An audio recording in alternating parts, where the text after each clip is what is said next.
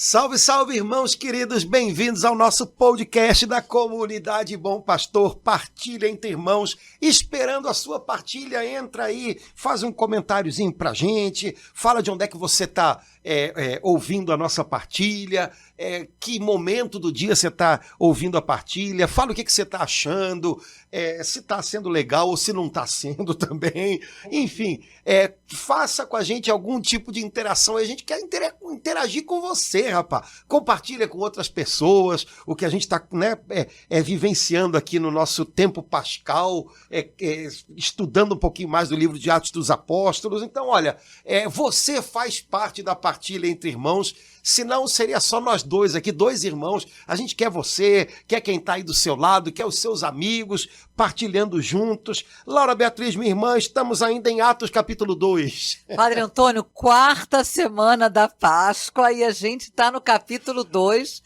Ai, mas está sendo tão bom, Padre Antônio. Atos dos Apóstolos é legal, né? Tem muita coisa. Se a gente for até o 28, vai demorar. Mas acho que não vai dar, não. Senão, enfim, mas estamos no 2. Então vamos no 2. Olha, semana passada, nós fechamos a nossa partilha, porque já estava ficando muito comprida, dizendo que a gente ia começar hoje falando um pouquinho sobre essa mudança interior que o Espírito Santo fez nos apóstolos, que até aquele momento eram homens mexidos por tudo que tinha acontecido, traumatizados, essa é a palavra moderna, né? Mas traumatizados, ou seja, quebrados com tudo aquilo que tinha acontecido, a paixão de Jesus, o fracasso deles em estar com Jesus, né?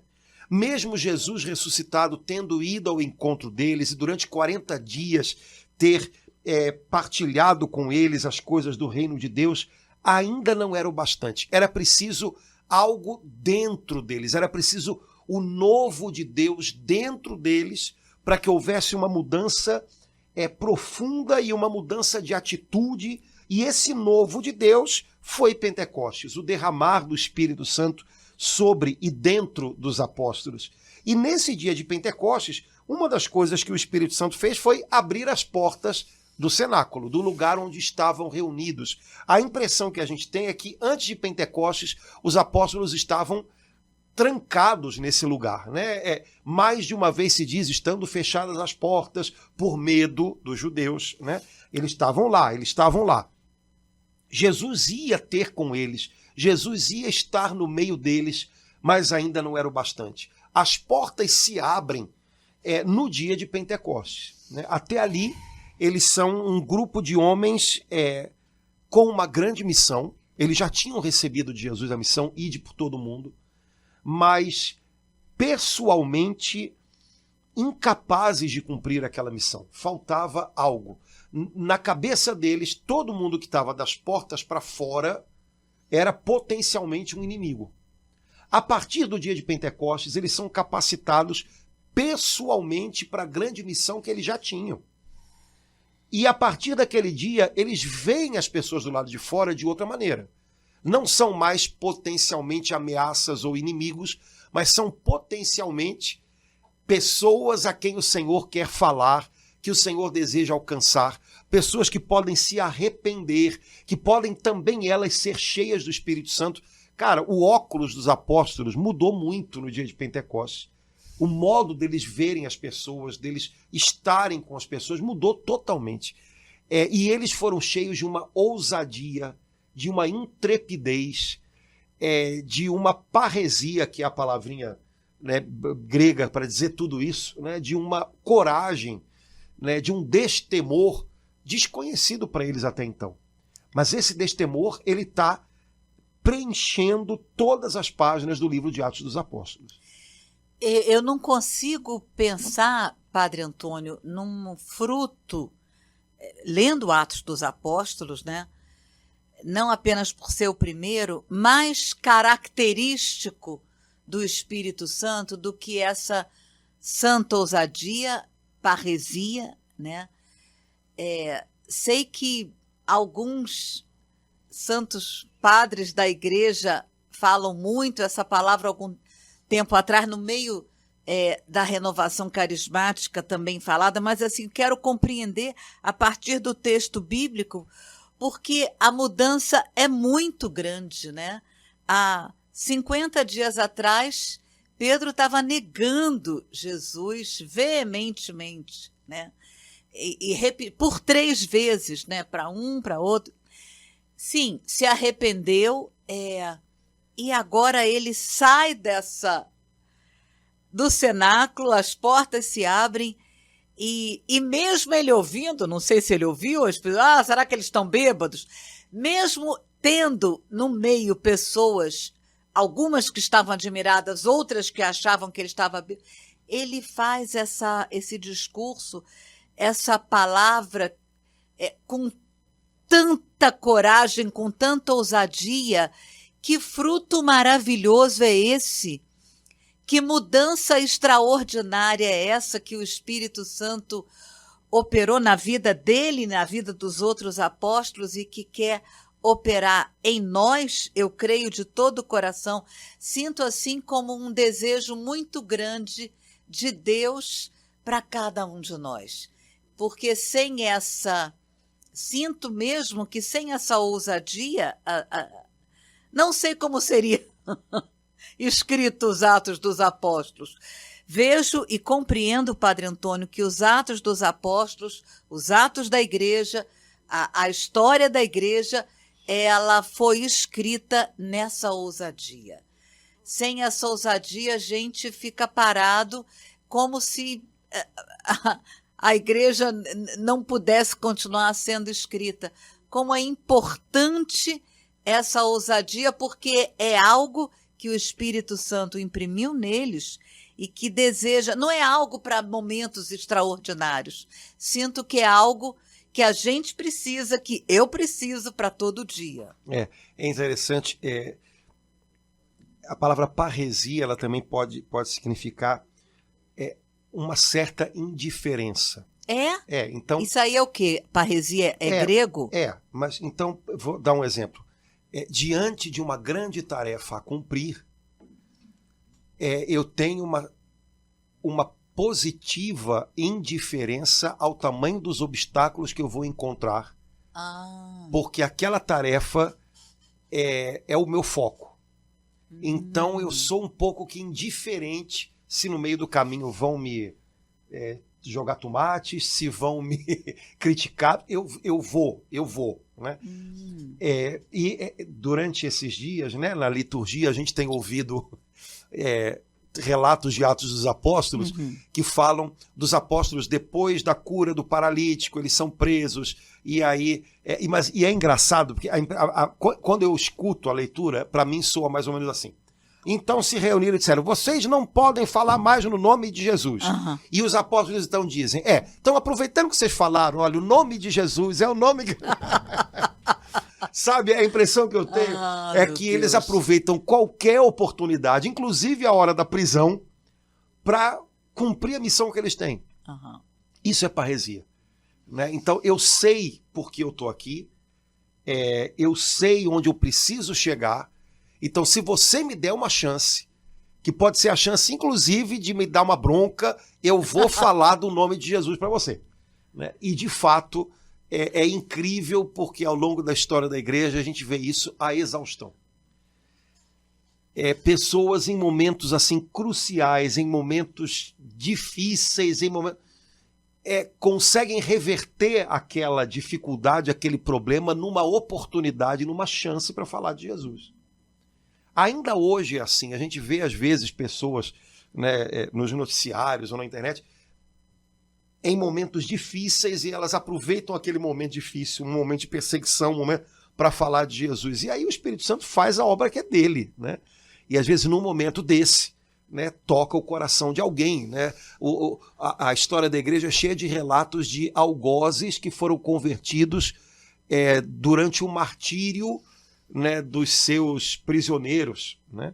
O livro de Atos tem alguns carcereiros, né, que foram convertidos vendo a parresia, né, a indiferença dos apóstolos aos obstáculos, aos empecilhos, e a ousadia e a coragem deles no meio das provações. Então, o Espírito Santo parece que ele tem um poder muito especial, né, de tocar os corações quando ele encontra pessoas que têm essa santa indiferença ao tamanho dos problemas, porque estão imbuídas de um chamado, de uma missão a cumprir, e essa santa coragem, ousadia de não se deixar abater diante das dificuldades.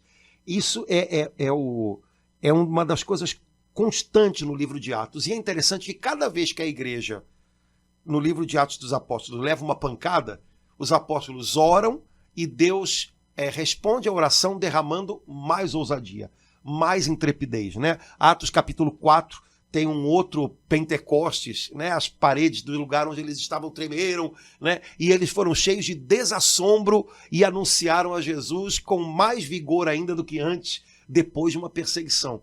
Então parece que Deus, quando nos vê passando por provas, nem sempre ele responde tirando as provas do caminho, mas ele sempre responde nos dando mais vigor, mais força, mais ousadia, para que a gente possa ser fiel à nossa missão também no meio das provas. Padre Antônio, eu nunca tinha pensado nisso, né? Ver a ousadia fruto do Espírito Santo, né?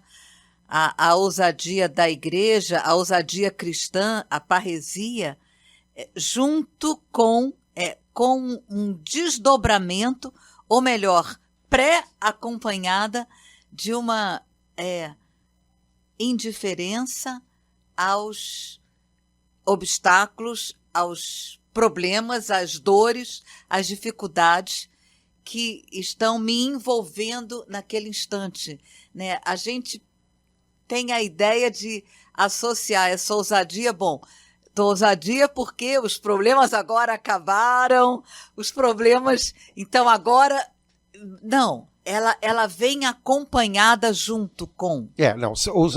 Ousadia, os problemas acabaram, não precisa mais de ousadia, que você está morto, filho, não tem, é só nesse dia que os problemas acabam, nem 15 minutos depois, né? Agora, até lá não, né?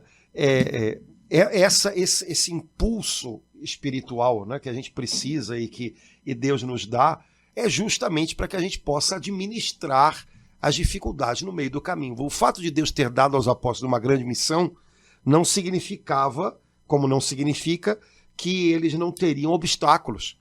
Pelo contrário, a gente esquece que a gente tem uma missão divina num mundo ferido pelo pecado.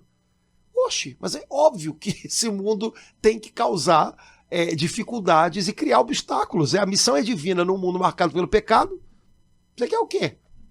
Quer dizer, Padre Antônio, até a véspera de Pentecostes, por exemplo, eu estou aqui conjecturando, Pedro tinha medo de ser preso pelos judeus. Na manhã gloriosa de Pentecostes, ele faz esse discurso, né? Não somente não é preso, permanece pelo menos mais uma semana aqui, né? E a palavra dele ainda converte 5.000? Pois é. Ele faz 3.000, né? Ele faz 3.000. Um discurso, uma pregação, né? Discurso aqui na minha Bíblia, discurso. Discurso uma palavra, político. Ele prega, né? Ele anuncia Jesus. Bom, é interessante porque vem o Espírito Santo e Pedro então começa a pregar, e a pregação de Pedro é para exaltar Jesus. Não diz aqui, tendo terminado Pedro, todo mundo disse, uhul! Não. Ao ouvirem essas coisas, ficaram todos compungidos no íntimo do coração e perguntaram a Pedro e aos apóstolos, que devemos fazer? Isso me chama muito a atenção. Primeiro, o fruto da pregação de Pedro é compunção. Compunção é um arrependimento profundo e constante. Não é um arrependimento superficial, apenas do sentimento. É um arrependimento capaz de fazer uma pessoa perguntar, o que eu faço agora? Eu não sei mais o que fazer, me diz. Eu preciso mudar. Né? Então, me parece que essa pregação de Pedro, ousada, chegou onde tinha que chegar, né? Lá no fundo do coração daquela turma. Eu matei Jesus. Eu tenho a ver com a morte desse Jesus. 2.000 anos se passaram e apesar de nós não termos estado lá em Jerusalém, nós também temos alguma coisa a ver com a morte de Jesus. Portanto, quando a gente ouve a palavra, quando a gente recebe a palavra, quando a gente ouve uma pregação, o nosso coração também devia ficar um pouco assim, né? Compungido. E a melhor reação que a gente pode ter a uma palavra, qual é a melhor maneira de eu acolher a palavra de Deus quando ela é pregada a mim? No final é aplaudir? Não, no final é dentro de mim me perguntar, Senhor, o que eu devo fazer agora? Né? A palavra de Deus, quando ela é pregada e acolhida num coração compungido, quando ela cai num terreno fértil, ela produz essa pergunta, o que eu faço agora? O que eu preciso mudar? Quando Jesus conta a parábola do semeador, né, ele está falando ali dos tipos de coração, né, comparando com tipos de terra, ele diz, olha, há um terreno no qual a palavra é lançada e esse terreno é um terreno fértil, ele é bom, a palavra ali vai dar fruto.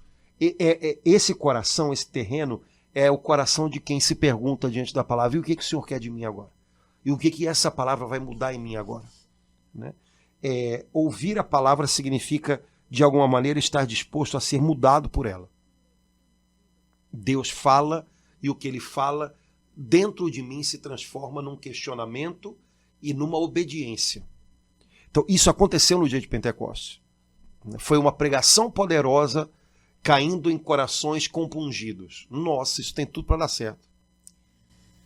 Padre Antônio, isso então nos leva a pensar, refletir que se eu participo da missa a cada domingo, quando não vou uma vez por semana, de um grupo de oração ouvindo a palavra,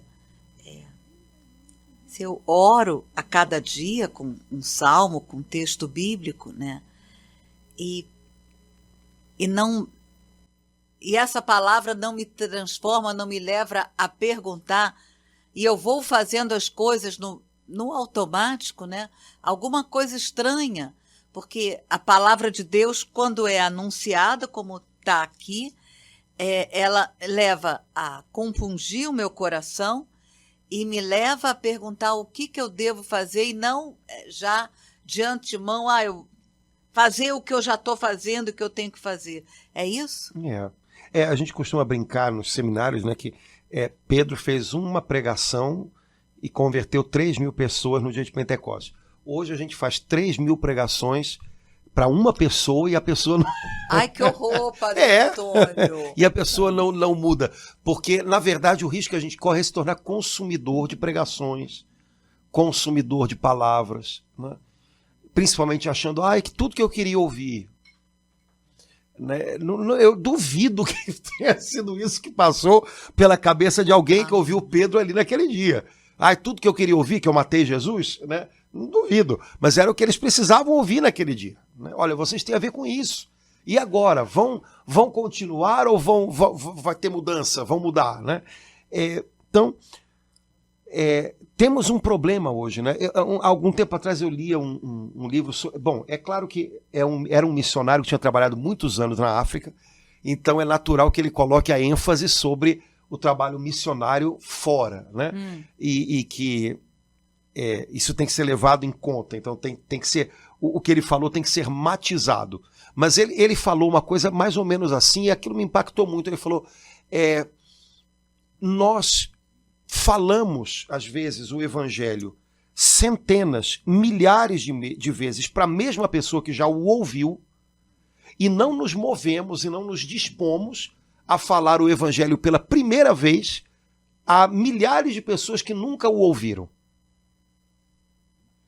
Eu entendo que ele fala isso porque é um missionário, ele está querendo sensibilizar a gente para missões. Mas sabe que no fundo tem uma verdade nisso? Porque às vezes a gente corre o risco de se tornar consumidor de pregações, de livros, disso, daquilo. A gente ouve o que você já ouviu, Laura Beatriz, minha irmã, até hoje na sua vida de pregações, extrapola em milhares de vezes o que Santo Antão ouviu a vida inteira. Né? Então... E Santo Antão foi Santo Antão. E assim a gente poderia fazer um rosário de santos, né? Porque essas pessoas ouviam, se compungiam e se perguntavam, o que eu devo fazer? Hoje nós ouvimos, às vezes sentimos um arrepio, ai que gostoso, ai que beleza, aplaudimos, mas não nos perguntamos, e agora o que eu faço? Né? A gente, no final, se alguém perguntar, e aí, o que você gostou, o que você guardou? Foi uma bênção. Foi uma bênção. Sim, mas o que foi? Não, foi tudo uma bênção. né? Mas a gente não se pergunta o que eu devo fazer. Porque no fundo é a lógica. Quando você ouve o que Deus fala, Senhor, como eu te obedeço agora? Porque tudo no fundo é uma questão de obediência, né? Então, mas eu já ouvi essa palavra, mas eu já tinha ouvido várias vezes. Então acho que você já ouviu o suficiente, agora comece a anunciar para outros. Seria o passo seguinte, né? Se você já ouviu o evangelho 3.000 vezes, já está evangelizado. E agora você está evangelizando alguém? Então, mova-se, né? Mas a gente tem um comportamento diante da palavra muito diferente do que a gente vê nessa dinâmica aqui do livro de Atos dos Apóstolos, né? A coisa lá foi diferente, né? Quer dizer, foi uma pregação, 3.000 pessoas convertidas e possivelmente, como essas pessoas eram de lugares diferentes, quando elas voltaram para os seus lugares, elas levaram o evangelho com elas. A gente imagina, quer dizer, existem tradições na igreja de que comunidades em Roma e tal frutificaram por conta de gente que estava em Jerusalém no dia de Pentecostes e quando voltou, levou o evangelho consigo e ouviu uma vez. Ouviu uma vez. Né? E se você der uma olhada no livro de Atos dos Apóstolos, você vai ver várias situações. O eunuco etíope, né? Ouviu o evangelho. Você me explica aí, ô Felipe. Você não sabe do que está... Não, vou te contar. Contou. Bom, e agora viu uma poça d'água lá, um pouquinho de água de um ribeiro. O que me impede de ser batizado? Nada, então é para já. E aí esse homem voltou para a terra dele levando o evangelho. Ouviu uma vez. A gente ouviu 3.000. Aí pergunto-te, compartilhamos com quantas pessoas, né? Ou então, quantas vezes nos fizemos essa pergunta, o que essa palavra hoje pode mudar em mim? Né? O que eu faço agora? Que é a pergunta do dia de Pentecostes. Né? Irmãos, o que devemos fazer? E aí Pedro disse, arrependam-se. Né? Ou seja, mantenham a compunção, viu?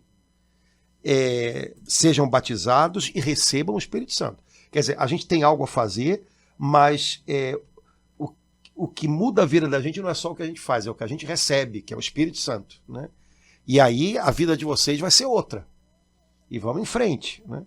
Mas, olha, se a gente se coloca diante do livro de Atos dos Apóstolos numa perspectiva um pouco mais assim de questionamento para a gente mesmo, só esse pedacinho aqui, né, da pregação de Pedro, o efeito dela, já dá uma chacoalhada na gente, porque são posições muito diferentes daquelas que normalmente a gente tem. A resposta de Pedro para essa pergunta abençoada que a gente possa fazer sempre é uma resposta corajosa também, né?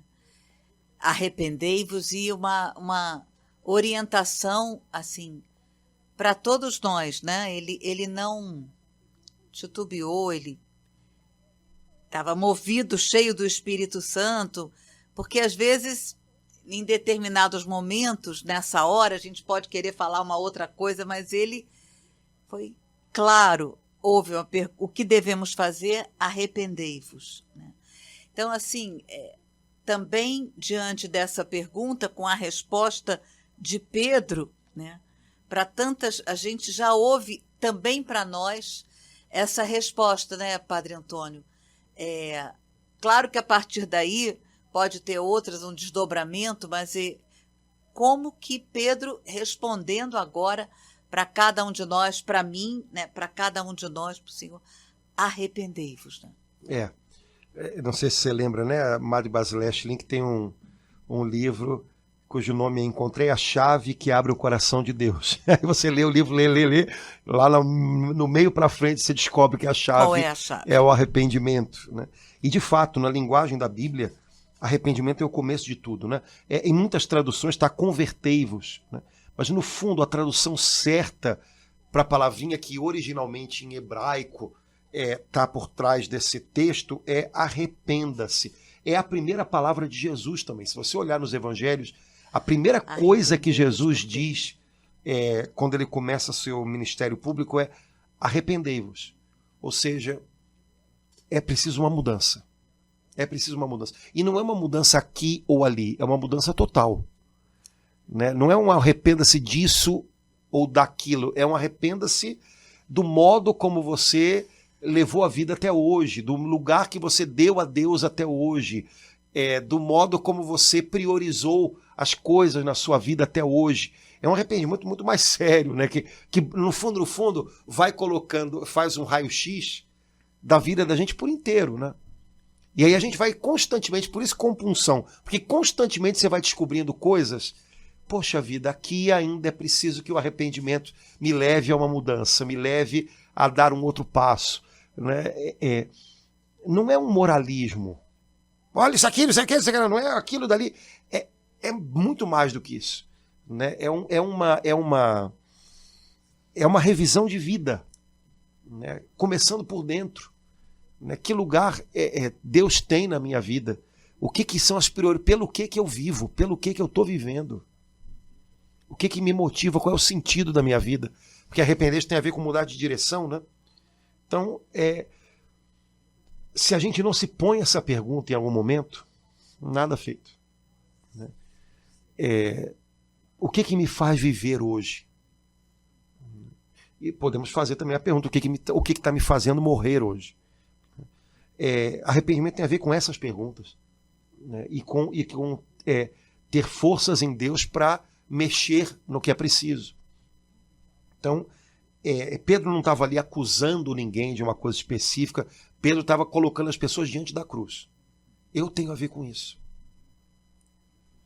Eu preciso mudar. Eu preciso tomar outro lugar nessa cruz. Eu preciso me colocar debaixo dela de outro modo. Né? Enfim. Né? Então, é um repensar a vida de uma maneira muito profunda. Né? E eu acho que, no fundo, todo mundo precisa disso. Né? Por isso que arrependimento é o primeiro passo. Que todo mundo precisa, em algum momento, se deparar consigo mesmo diante de Deus. E eu compreendi, enquanto o senhor falava, como que o demônio faz de todas as formas para nos afastar do arrependimento, inclusive com coisas verdadeiras, com fatos, claro, ele vai mexer com isso, né? Mas deturpando, né?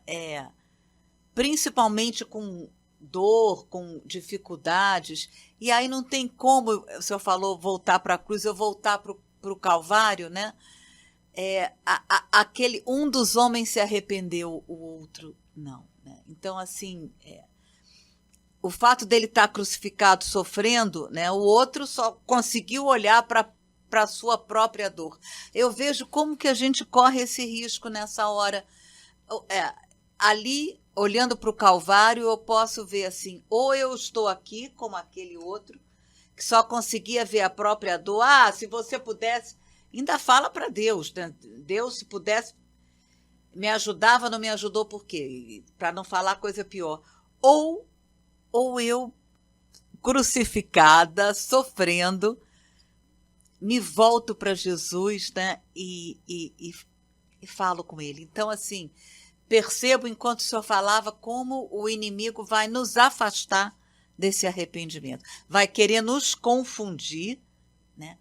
Para nos impedir de viver esse arrependimento, essa compulsão, né, Padre Antônio? O contrário de arrependimento tem muita coisa, mas nesse caso que você falou aí, o contrário de arrependimento é acusar o outro, né? Que o mau ladrão fez isso, né? Se você é de verdade o Messias, desce da cruz e tira a gente também. Senão você não é. Na realidade, ele cobra de Jesus, ele culpa Jesus também, de alguma forma, por ele permanecer ali. Uhum. E de fato, onde não há arrependimento, onde a gente está o tempo inteiro cobrando, acusando os outros, né?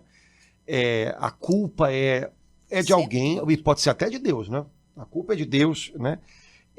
Tudo é motivo para que eu me veja como vítima e não mude.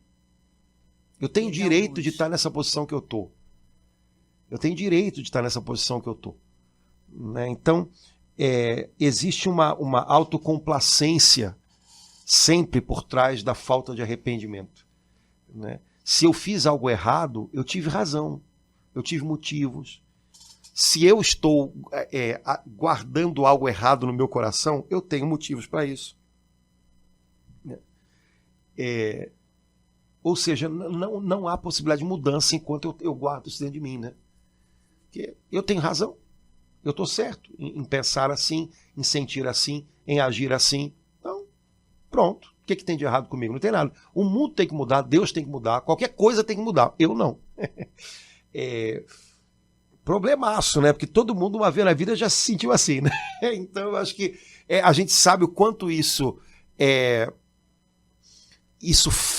soa bem para a nossa natureza carnal, mas a gente sabe também o quanto isso paralisa a gente, né? E afasta a gente de Deus.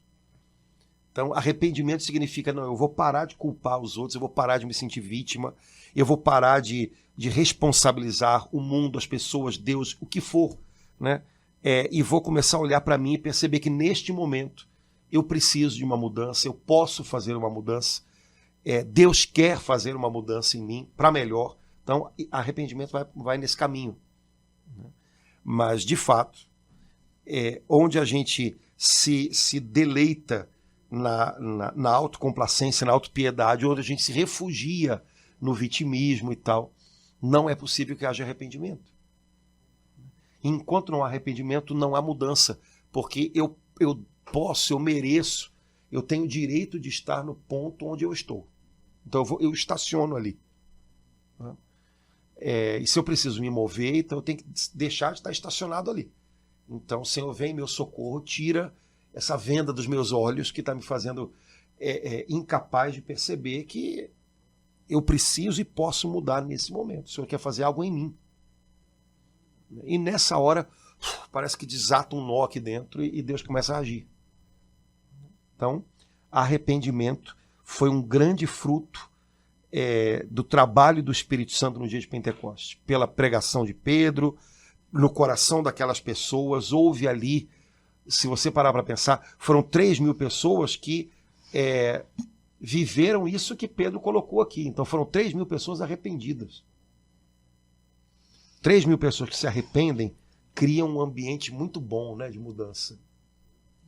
Você imagina numa família, sei lá, um casal que está às vezes num atrito, numa situação complicada, às vezes um feriu o outro, nenhum dos dois se arrepende. Pronto, é o bastante para causar um caos ali numa casa. Né? 2 pessoas que não se arrependem, né, vivem como é que é o nome daquele negócio? Né?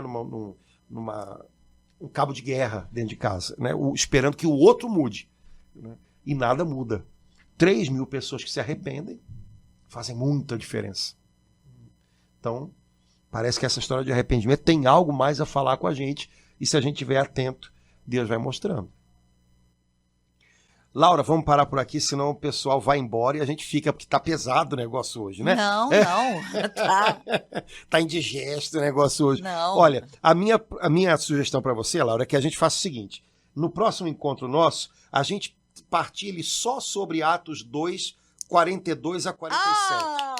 Porque fala sobre as virtudes. Como é a vida cristã numa comunidade cristã, onde o Espírito Santo vai ajudando a gente a caminhar junto. E aí fala de um monte de coisas positivas que a gente pode cultivar. Eu acho que é legal, né? Para complementar, porque hoje foi o trabalho de limpar o negócio. Mas e as coisas legais que o Espírito Santo faz brotar? Então, vamos trabalhar isso na semana que vem. Tá bom? Tá bom. Maravilha. Laura, até a próxima, se Deus quiser. Irmãos, tchau, tchau. Tchau, irmãos.